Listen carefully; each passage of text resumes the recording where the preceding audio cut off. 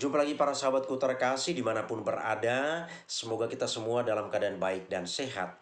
Para sahabatku terkasih, sesi ini saya mengajak kita untuk melihat satu hal yang saat-saat ini sedang ramai dibicarakan orang.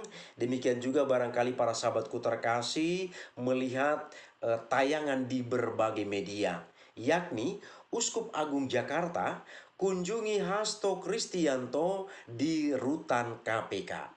Kita lihat beritanya terlebih dahulu, nanti saya akan memberikan beberapa tanggapan penting. Dikutip dari tempo.co, 15 April 2025, Uskup Agung Jakarta, Kardinal Ignatius Suharyo membesuk Sekretaris Jenderal Partai Demokrasi Indonesia Perjuangan atau PDIP, Hasto Kristianto di Rumah Tahanan Kelas 1 Komisi Pemberantasan Korupsi atau Rutan KPK pada hari Senin tanggal 14 April 2025. Uskup Suharyo berkunjung untuk melihat langsung kondisi Hasto di Rutan KPK. Beliau tiba di depan gerbang Rutan KPK sekitar pukul 10.42 WIB. Uskup Suharyo mengungkapkan satu alasannya membesuk Hasto adalah mengikuti jejak Paus Fransiskus. Kalau kenal dengan Paus Fransiskus ketika masih sehat, kalau masa-masa pasca begini, pada Kamis Putih nanti beliau selalu datang ke penjara. Selalu ujarnya setelah mengunjungi Hasto seperti dikutip dari Antara. Menurut beliau, mengunjungi tahanan juga merupakan tanggung jawabnya sebagai Uskup Agung Jakarta. Bukan hanya Hasto, melainkan teman-teman yang beriman Katolik tadi saya kunjungi juga. Alasannya adalah itu tanggung jawab saya. Salah satu tanggung jawab saya untuk selalu memperhatikan saudara dan saudari kita yang dalam keadaan sulit dan berada di dalam tahanan. Pasti keadaannya sulit tuturnya. Karena itu, beliau mengatakan kunjungannya tersebut bukanlah hal yang luar biasa. Saya juga sebagai seorang pastor di Kuskupan Agung Jakarta mempunyai tanggung jawab seperti itu. Dan saya biasa mengunjungi itu di daerah dan wilayah pelayanan saya di Jakarta. Jadi ini bukanlah hal yang sangat luar biasa, ujarnya. Selanjutnya, beliau juga mengatakan kunjungannya ke rutan KPK bertepatan dengan perayaan tahun jubileum yang berjudul Peziarah Pengharapan. Tadi Hasto juga berbicara mengenai pengharapan itu.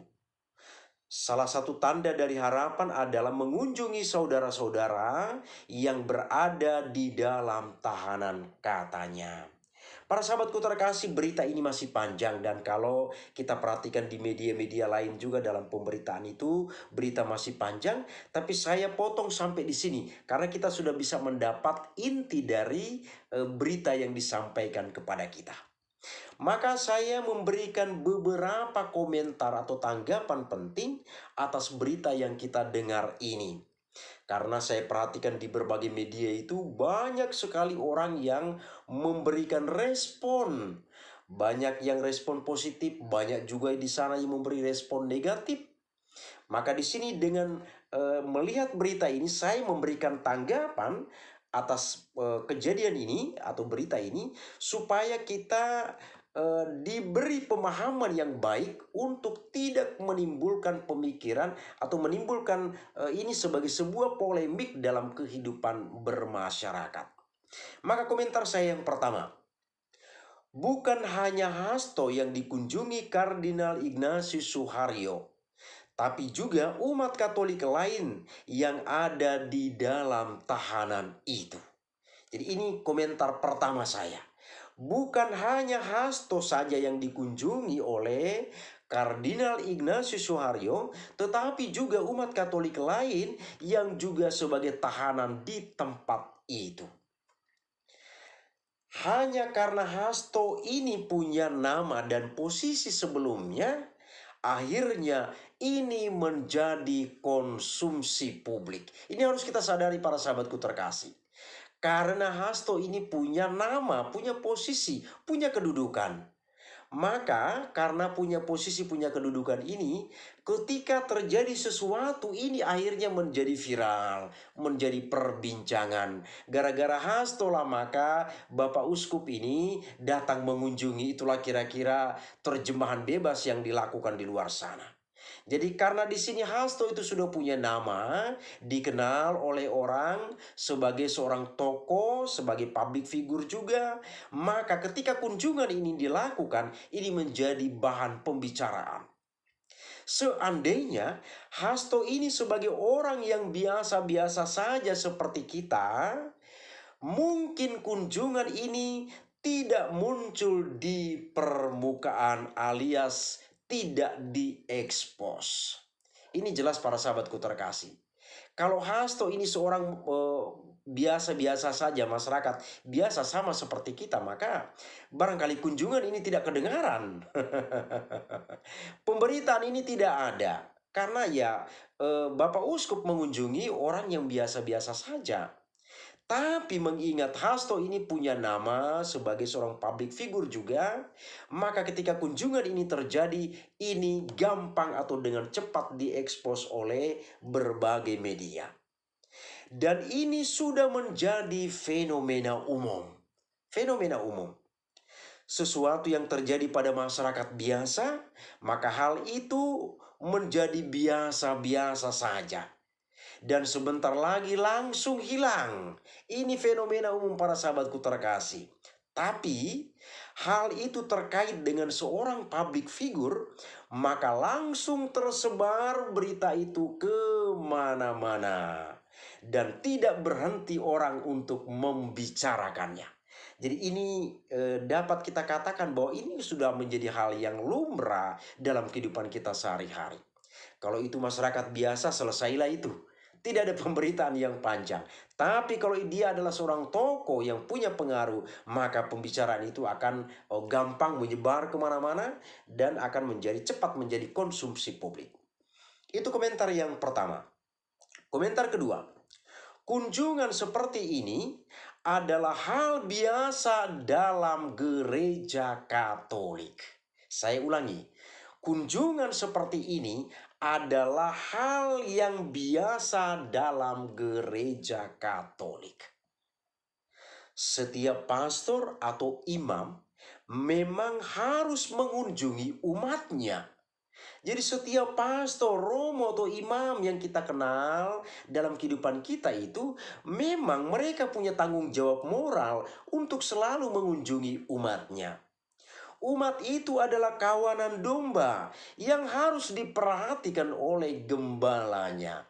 Jadi para imam, para romo itu gembala. Mereka harus memperhatikan kawanan dombanya. Jadi kunjungan-kunjungan seperti ini dalam gereja Katolik, ini hal yang lumrah, hal yang sudah biasa. Maka kemarin ketika begitu banyak pembahasan di media, respon orang yang negatif, saya tertawa saja menanggapi itu. Karena orang ini tidak tahu apa yang dia katakan. Dia tidak tahu apa sebenarnya yang ada di dalam gereja Katolik. Jadi sekali lagi kunjungan seperti ini adalah hal yang biasa dalam gereja Katolik. Apalagi ini dilakukan oleh Monsinyur Suharyo. Dalam diri Monsinyur Suharyo itu ada 3 peran penting.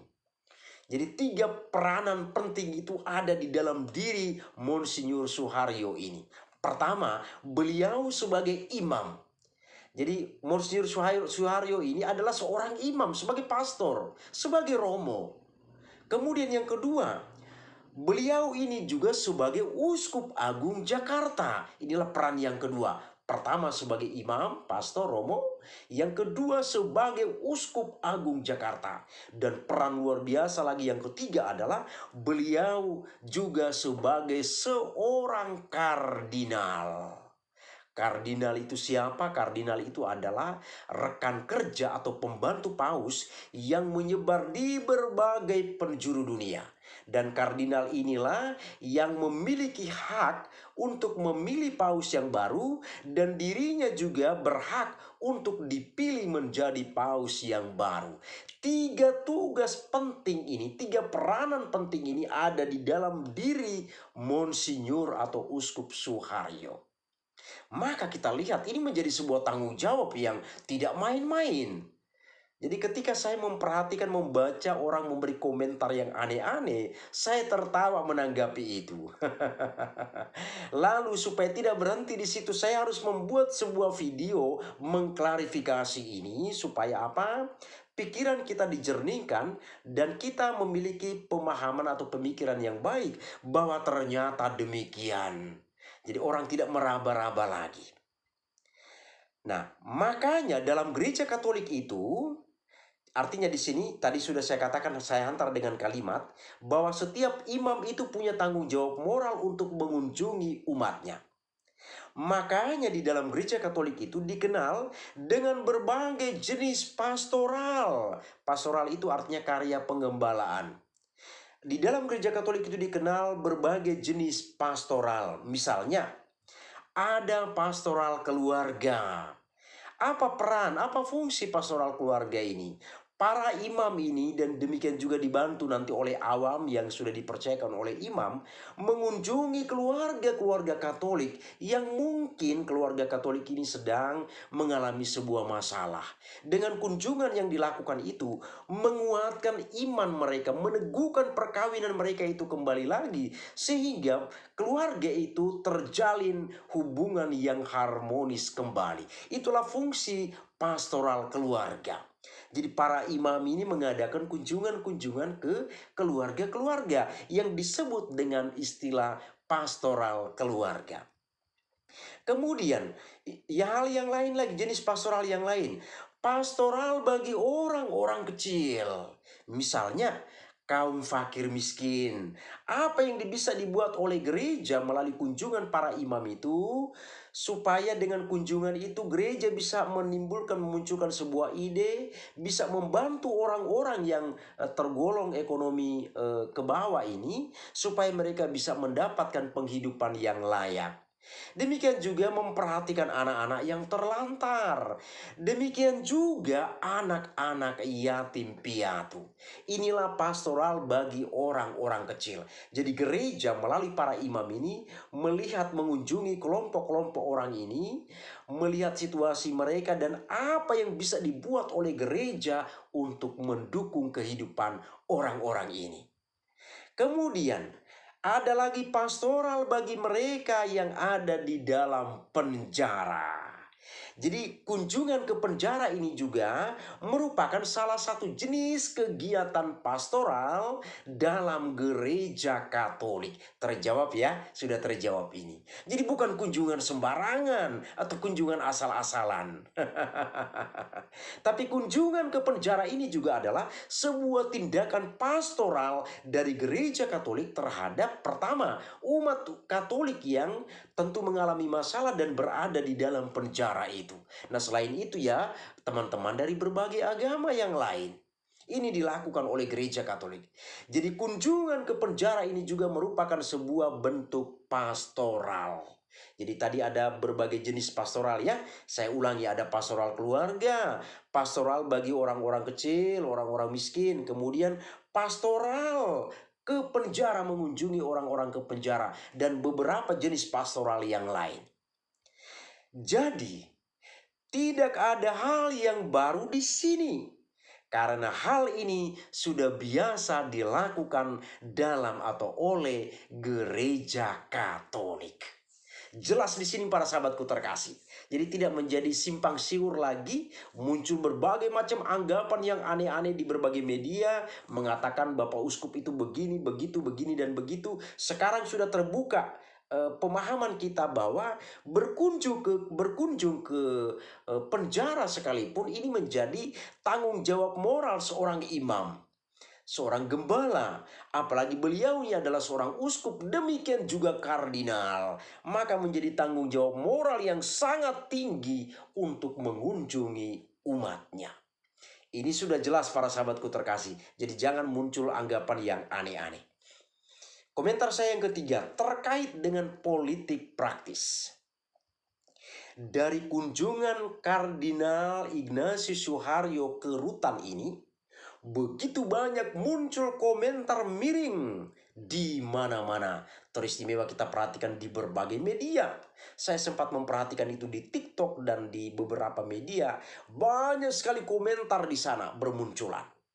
Komentar itu mengatakan gereja Katolik sudah terlibat dalam politik dan lain sebagainya. Macam-macam komentar-komentar miring bermunculan di sana. Nah, mereka ini mempertanyakan ada apa ini, sehingga Kardinal Ignatius Suharyo ini sampai berkunjung ke penjara. Ada apa kira-kira? Gereja Katolik sudah ikut dalam berpolitik dan lain sebagainya. Inilah komentar-komentar yang muncul di berbagai media menanggapi apa yang dilakukan oleh Uskup Ignatius Suharyo. Komentar itu muncul dari luar kalangan orang Katolik, demikian juga dari orang-orang Katolik sendiri juga memberikan komentar-komentar negatif. Maka di sini saya heran dengan kalau dari luar gereja Katolik memberi komentar, wajar karena mereka belum memahami. Setelah penjelasan ini saya sampaikan baru mungkin di situ mereka memahami. Tapi seandainya ada orang Katolik yang dengan serta-merta memberikan komentar yang aneh-aneh, saya pikir mereka harus berpikir kembali. Kalau tidak paham, khususnya yang Katolik, lebih bagus bertanya kepada teman-teman Katolik yang ada di sekitar itu, daripada asal menyampaikan pernyataan di sana. Karena banyak juga orang Katolik yang asal bunyi di berbagai media saya perhatikan di sana. Gereja Katolik memang tidak dibenarkan terlibat dalam politik praktis. Sejak dahulu, gereja Katolik memang tidak dibenarkan untuk terlibat dalam politik praktis. Gereja harus bebas dari politik. Kita tahu bersama bahwa dalam berpolitik itu, sebentar-sebentar menjadi kawan, sebentar lagi sudah menjadi lawan. Itulah politik. Maka seandainya gereja masuk di dalam situasi ini, bagaimana bentuk gereja itu? Maka gereja Katolik sejak dulu memang menolak, tidak boleh ikut terlibat secara aktif di dalam politik praktis. Gereja Katolik hanya mendukung orang-orang Katolik yang ikut dalam berpolitik, dengan membekali mereka supaya hidup sesuai dengan nilai-nilai Kristiani. Para sahabatku terkasih, inilah kira-kira respon saya, tanggapan saya atas hal ini. Dan kiranya ini semakin mencerahkan pemahaman kita. Bahwa kunjungan yang dilakukan oleh Uskup Ignatius Suharyo ke penjara itu bukan sebuah kunjungan politik. Tetapi itu hanyalah sebuah kunjungan pastoral. Diharapkan dengan kunjungan seorang imam atau uskup, bahkan beliau sebagai uskup dan kardinal, ketika umat Katolik yang ada di sana itu mendapat kunjungan ini, mereka dikuatkan secara iman. Mereka menyadari pelanggaran yang mereka lakukan. Dan setelah mereka menyadari, untuk kedepannya setelah keluar dari penjara ini, mereka tentunya bertobat dan tidak melakukan pelanggaran-pelanggaran yang lain. Demikianlah para sahabatku terkasih, semoga ini bermanfaat bagi kita. Terima kasih, Tuhan memberkati.